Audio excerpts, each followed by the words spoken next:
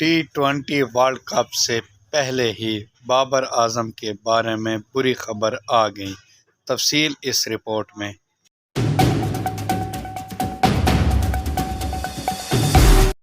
इस वक्त पाकिस्तान इंग्लैंड के साथ टी20 वर्ल्ड कप का फाइनल खेल रहा है और हर क्रिकेट लवर की नज़र शुरू ही से बाबर आजम पर है। बाबर आजम टूर्नामेंट में बहुत लेट मोमेंटम में आया है, मगर वर्ल्ड कप का फाइनल जीतने के लिए उनका ये मोमेंटम होना लाजमी है। बाबर आजम और रिजवान की जोड़ी पाकिस्तान की नंबर 1 ओपनिंग जोड़ी है। किसी भी बड़े मैच से पहले हर खिलाड़ी को मुकम्मल ज़हनी सुकून होना चाहिए, मगर बाबर आजम को टी20 के फाइनल से पहले ही कराची किंग्स की टीम से निकाल दिया गया है। बाबर आजम कराची किंग्स का हिस्सा पिछले PSL में रहे हैं।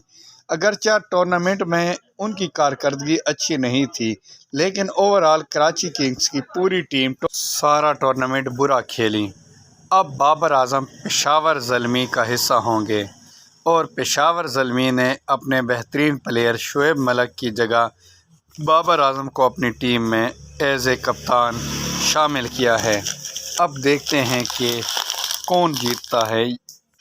पहले तो सब दुआ करें कि हम टी20 वर्ल्ड कप का फाइनल जीत जाएं।